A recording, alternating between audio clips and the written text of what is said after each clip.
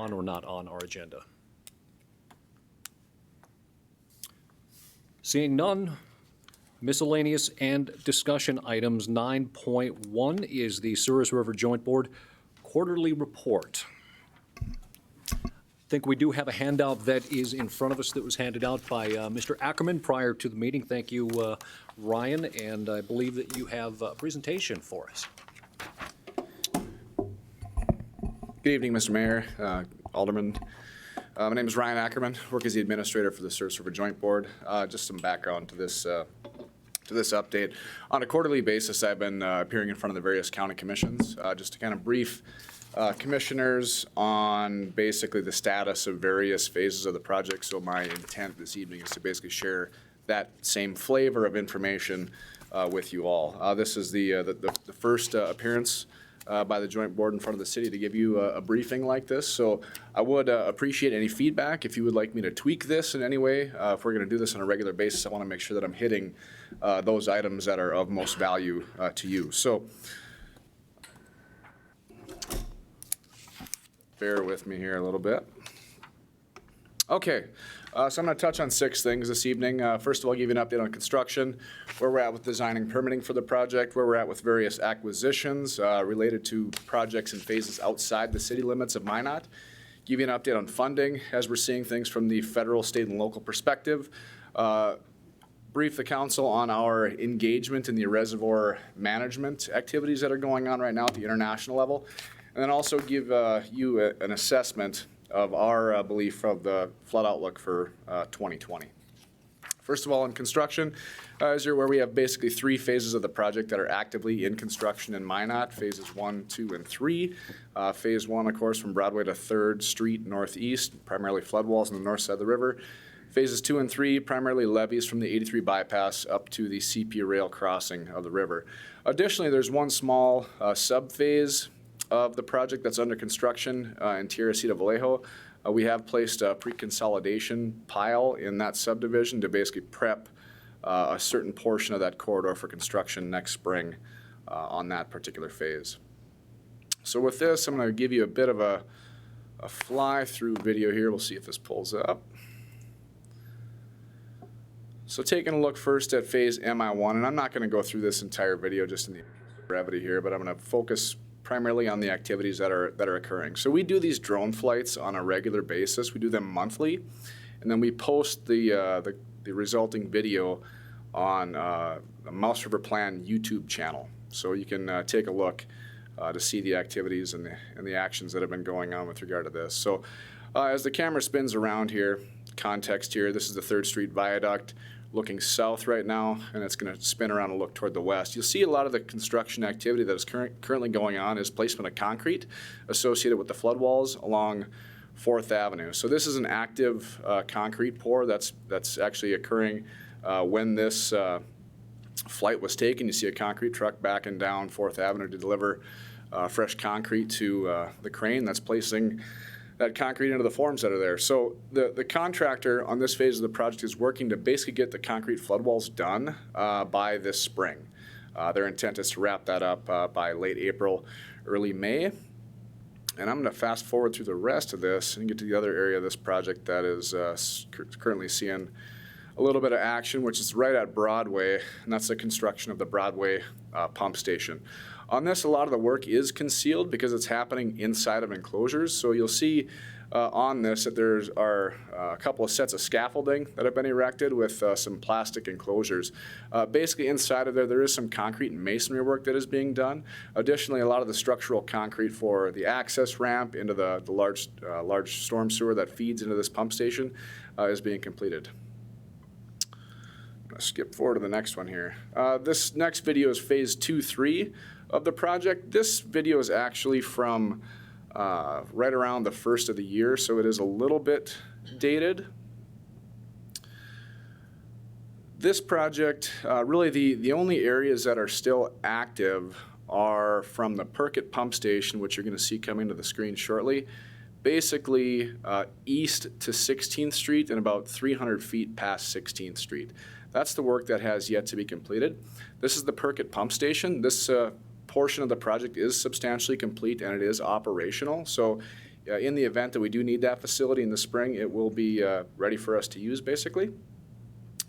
One of the activities that didn't go exactly as planned in September was the seeding of the Wee Links golf course. That's coming up here on the flight. Basically, when that golf course was seeded, it was followed by 8 inches of rain in September.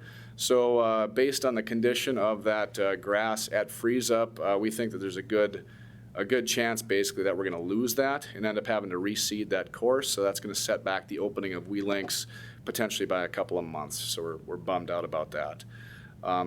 Fast forwarding here a little bit, we'll get up to the major bulk of the work of this phase, which is occurring right at 16th Street. Pleased to announce that 7th Avenue was opened last week to traffic. 16th Street and 7th Avenue was open. Basically, the work that's occurring in this area is utility relocations. There's the 30-inch raw water line that takes some time to relocate, as well as prepping for a relocation of the 36-inch NOS water line as well. This next phase of the project is substantially complete. This is just a quick overview of the new bridge out in Burlington on Colton Avenue, or County Road 10A. Basically, what this phase of the project did was replace the hydraulic bottleneck in Burlington and replaced it with a bridge that's approximately 150 feet longer in length to add conveyance. That project was substantially completed in November and opened back up to traffic. There is some minor cleanup work that does need to be done. It was important that we build this phase of the project first because the levee system in Burlington, our intent is to source borrow material on the east side of the river. So the bridge would need to be in place to basically transport that borrow material into the city to build those levees.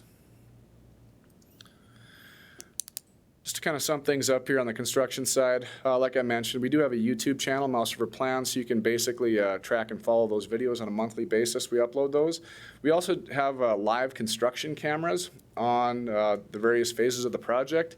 I believe there are 3 or 4 cameras on phases 2 and 3 and 2 on phase 1.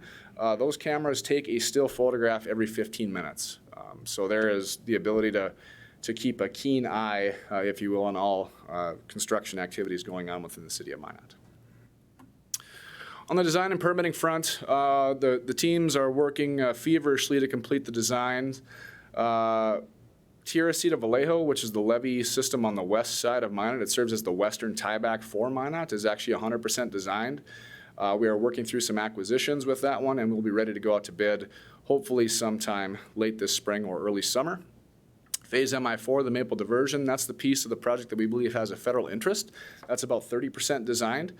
We also did get notice from the Corps of Engineers last week that there may be potential funding coming from the federal government for the design phase of that project. That is something that they can basically fund prior to congressional authorization. So it could be a few $1 million for that coming our way from our friends at the Corps. Phase MI5, that was designed to 90%, but as you were informed here recently, we're looking at some other options there that would potentially minimize impacts to BNSF. So we say that's 90% designed with a very strong caveat. That's if we stay the course that we were on about 9 months ago. Another notable phase, the Burlington Levee, that is also 100% designed, awaiting some acquisitions before we can go out to bid on that one. So we do have a couple of major phases of the project that are on the shelf and ready to go. Alderman Janser, do you have a question? Yeah, thanks, Ryan. If the change to MI5 occurs where it, ends up going in the other direction, what kind of design time delay is that likely to pose? Do you have any thoughts on that? Well, I guess the design itself is likely to take about 12 months to complete. What I think is going to be on the critical path for that phase is actually going to be acquisitions. Sure. If agreements can't be made amicably.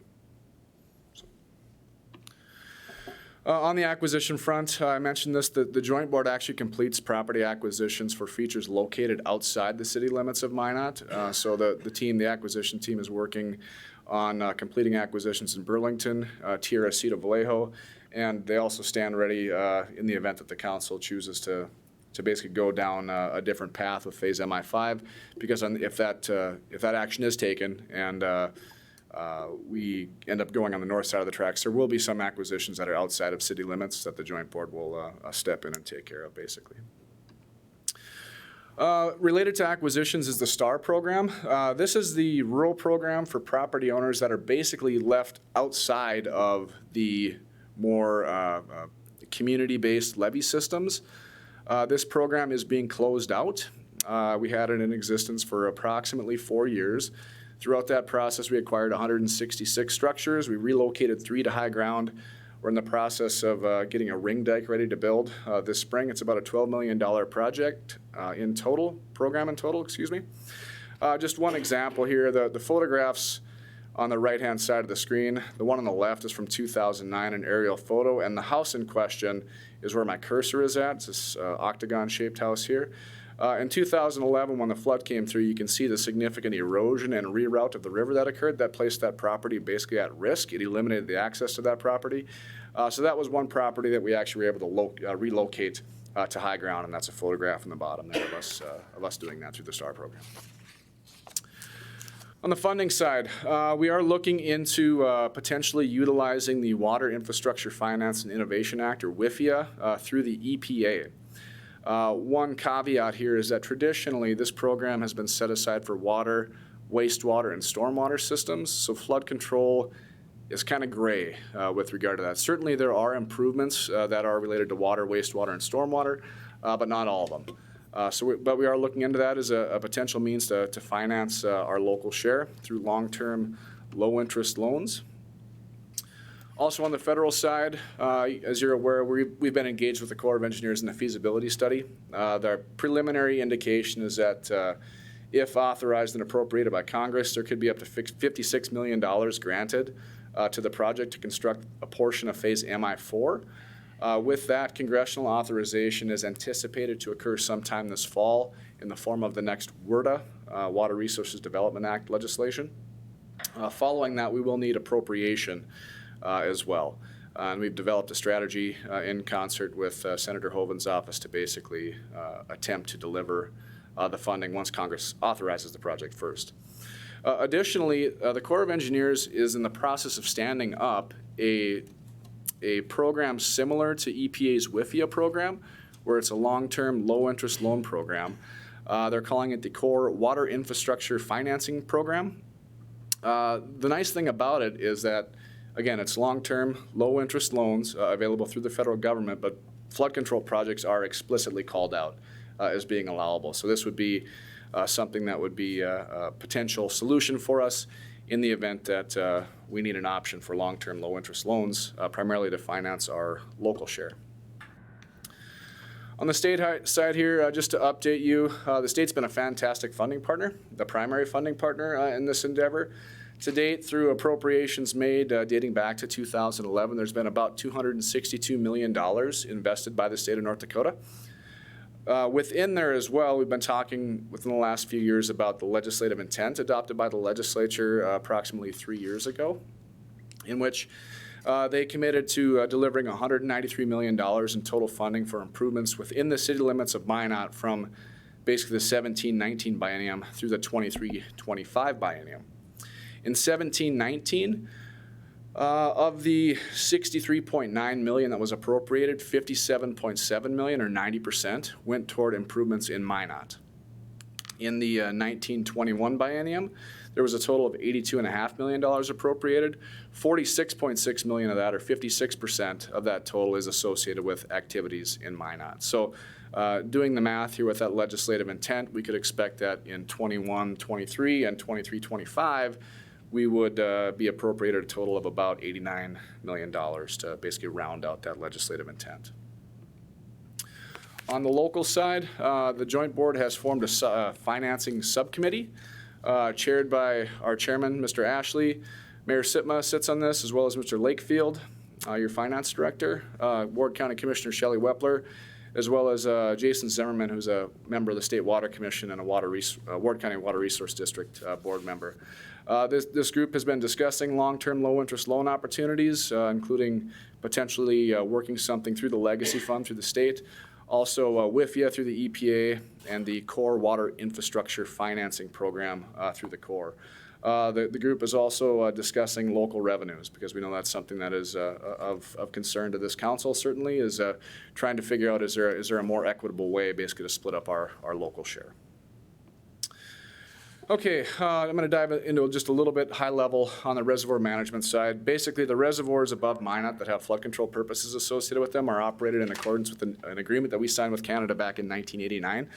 This is a product of two projects, the Rafferty Alameda project, which was Canadian, and then also the Souris River Flood Control Project, which was basically implemented by the Corps of Engineers. A little bit of context here, first of all. Some people don't exactly understand why the reservoirs were built to begin with in Canada. They were not built for fishing. They were not built as dry dams. Okay, Rafferty Reservoir was built primarily to provide cooling water to the Shan power plant near Estevan, and the Alameda Reservoir, located near Alameda, Saskatchewan, was basically built so that Canada could satisfy the requirements of the Boundary Waters Treaty as it relates to apportionment. Canada is required to pass across the border into the U.S. a minimum of 50% of the natural flow. If they store all the water in Rafferty to basically provide cooling water, there was a chance that they would not be able to basically meet their apportionment requirements. That's why they built Alameda. So these were built as water supply reservoirs for Canadian purposes. And then we came to the table following the failure of the Burlington Dam project with $41 million to basically make those reservoirs larger. What we did was we basically bought storage in each one of these reservoirs. In Rafferty, we have about 14.8 feet as a minimum of available storage, and in Alameda, which is also known as Grant Divine now, there's about 19.7 feet minimum of storage. In the event that we go into flood operations, those reservoirs are actually drawn down below those numbers, so we actually gain additional storage according to those agreements. So following the 2011 flood, there was a request made by the Joint Board, the City of Minot, State of North Dakota, to basically reevaluate the operating plan. Following about a 6-year process, letters were issued by the State Department and Global Affairs Canada to basically initiate this study. And currently the modelers are going bananas with a myriad of alternatives basically to figure out, is there a way to optimize water supply benefits and flood risk management benefits.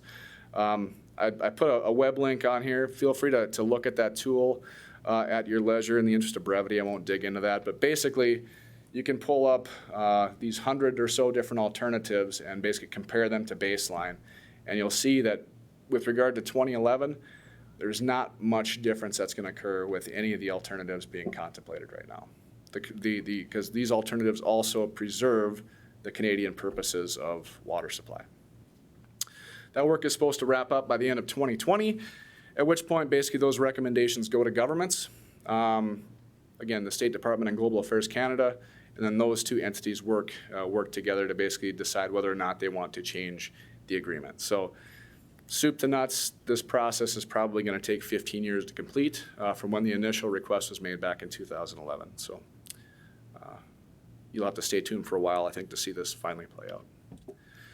Finally, I want to brief you all on the flood risk outlook for 2020. There are a number of different risk drivers with regard to flooding, and I'm going to touch on, I guess what I'm going to say are the 4 primary ones here: soil conditions, snowpack, reservoir levels, and the long-term precip forecast.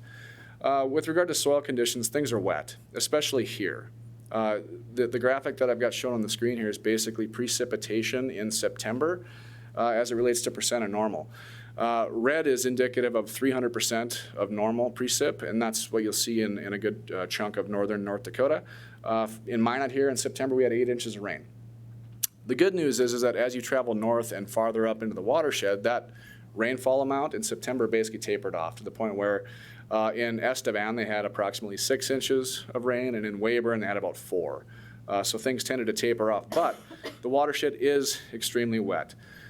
With regard to snowpack, there really isn't much out there, so that bodes really well for us. Currently, and this is a snapshot as of today, based on modeled snow water equivalent in the watershed, there's less than 1/10 of an inch of precip average, of water average, basically over the entire basin, as compared to this same time in 2011, where basically there was 4.7 inches average or so over the entire basin above Minot. So from that perspective, I think we're in pretty good shape with regard to the snowpack. There's also this link here that'll allow you to track that. We do update this on a weekly basis on mouseriverplan.com. With regard to reservoir levels, there's 3 reservoirs above Minot that provide some form of flood risk management benefit. Rafferty Reservoir, Grant Devine Lake, which is formerly known as Alameda Reservoir, and also Lake Darling. So give you an indication of where things are at with each one of those reservoirs. So this is a kind of a schematic, if you will, of Rafferty Reservoir. The current reservoir level in that is at about just under 1,802 feet. Just for context here, the maximum allowable flood level is about 17.6 feet. So currently we have about 15.8 feet of flood storage available within Rafferty Reservoir. One thing to note here is that Rafferty Reservoir is actually, it's about a foot below its normal drawdown level. So that is actually below the level prescribed in the 89 agreement. And based on current forecasts, the Canadian hydrologists are concerned that Rafferty will not fill to full supply level. That's that green dashed line, basically following the spring melt. So there's concern that there isn't enough water basically within the watershed to get that reservoir filled back up. So that's of concern to Canada. Grant Devine Lake similarly is drawn down basically to its normal drawdown level. There's about 19.6 feet of available storage in Grant Devine Lake. Lake Darling has very limited flood control storage. Although that's one that typically most of us are most familiar with, it is the smallest one on the system with regard to flood storage. Currently there's between about 5 and 6 feet of storage, but all 3 of these reservoirs, Rafferty, Grant Devine, and Lake Darling, are at basically their normal drawdown levels for this time of year. With regard to the long-term precip forecast here, what I've got on the screen now is a graphic of the Canadian 3-month forecast for February through April 2020. And what the green shading indicates is that basically they're saying there's about a 40% chance in our portion of the watershed that we could see above normal precip in the coming 3 months. The U.S. forecast differs slightly, but that also does indicate maybe a 30 to 40% chance of us seeing above average precip over the next 3 months. So just something to be mindful of. I guess as we kind of stack all the different risk drivers together, soil conditions are obviously very wet following the rains that occurred in September. Snowpack and reservoir levels, we're in really good shape there. Long-term precip forecast, I think it's just maybe some cause for concern. We need to just keep on paying attention to that particular risk driver. Also, today, the Saskatchewan Water Security Agency issued its first forecast. In the table here, and I just pulled this as a snapshot basically out of their report, but the right-hand most column in that table basically indicates the event return period. So when we talk about a 1 in 10 chance, basically at a 1 in 10 chance, that's when the reservoirs go into flood control operations, basically. Anything less than that, they don't go into flood control operations. What they're projecting, basically, for many points throughout the watershed is anywhere from a 1 in 2 event to a 1 in 5 year event. So really modest runoff based on conditions as of today. Now, clearly, this can all change. We need to be diligent of that. The take-home message here is not to be, don't buy flood insurance. Absolutely buy flood insurance. It's a good investment. Buy flood insurance. Keep flood insurance. But with regard to our planning for spring and things like that, I think things look very manageable from the flood risk management perspective. So, Mayor and City Council, I'd be happy to take any questions. Thank you, Mr. Ackerman. I greatly appreciate the information. Questions from any of the council members for Ryan? Alderman Wolski. Mayor Sitma, thank you, Mr. Ackerman. I greatly appreciate the update. I've caught these in the past at Ward County Commission, and I have appreciated them in that forum, and I think it's going to be valuable for the council, but also for the community. The communication tools that we have here in this room in terms of the streaming and the online distribution of this show, I think, or this meeting is extremely valuable for the community to see this. And I appreciate you going in a little more depth here in terms of talking about the operation and the purpose behind the Canadian reservoirs and their initial construction. I think that's a myth that has lived in this community going back a very long time, and the more we can dispel that myth, the better. So thank you for this first installment of this, and I look forward to these updates in the future. Further questions, Alderman Straight? Thank you, Mr. Mayor. This is going to seem ridiculous to all the people that know me and know that I want flood protection, I don't want buyouts. But Ryan, I've heard rumors that there might be some dollars available that we could possibly rework the coffer dam at the water treatment plant. Is there any rumors to that? Mr. Mayor, Alderman Straight, the State Water Commission has set aside a specific amount of funding, and I can't recall exactly what that dollar amount is, but basically the intent of that program is to address safety concerns associated with low-head dams. So the state has done an assessment of low-head dams throughout the state, and they have basically categorized and ordered these based on risk or perceived risk. And the low-head dam at the water plant is actually ranked #1 statewide with regard to risk, and that's not a good thing. Yeah. It's #1 being the most risky low-head dam in the state. Thank you. Further questions for Mr. Ackerman, Alderman Patagula? Just to echo what Josh said, I really appreciate this briefing, and I think it'll be a good thing for everyone in the community to have these on a regular basis. It'll give us a valuable sense of perspective.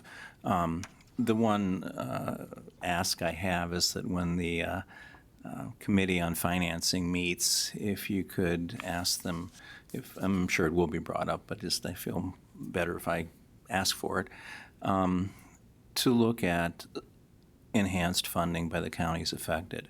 I've long felt that if you benefit from something, you should have some role in paying for it. Specifically, I would ask again for a dedicated allocation from each of the counties toward the project.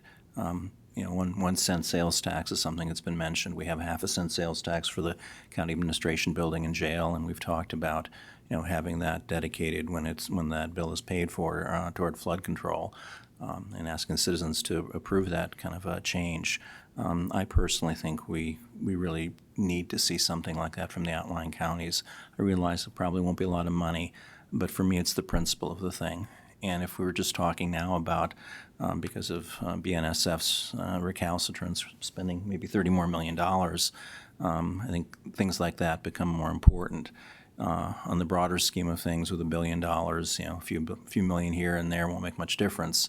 But if we have an unexpected $30 million payment, a few million here, a few million there could make a difference. And you're already talking about a 15-year period to revise the flood manual, so to speak. Obviously the Minot city, not the local, the Minot flood improvements probably will take another couple decades. I think that's something that the area really needs to talk about and be very serious about. And again, I'm sure the focus really needs to be on those low interest loans from the legislature and the federal government. But I think we also need to contribute, all of us in the basin need to contribute in a dedicated, guaranteed kind of fashion. So if you could just, on behalf of one alderman, if you could ask that to be considered and discussed and reconsidered again. I will bring it up. Thank you. Alderman Patagula and Council, I would encapsulate just a little bit of conversation with other folks that I would say downstream regarding the enhanced Mouse River Flood Protection Project. In regard to the principle, absolutely, I can understand a lot of concern there. Discussions with other folks that are downstream also take a look at the cost share at 65%, which is higher at the state level, higher than what the general cost share is.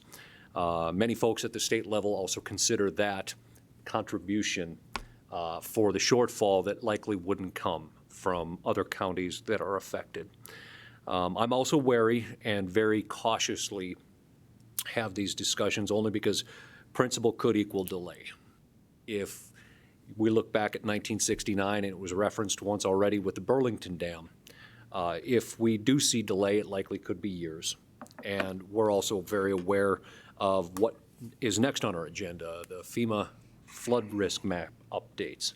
So I only ask that we all be mindful as we have those discussions, because there are lots of other impactful avenues that are happening, and it is a very, very involved, not only just within the city limits, but also throughout the entire basin, that has much farther reaching implications even at the state level.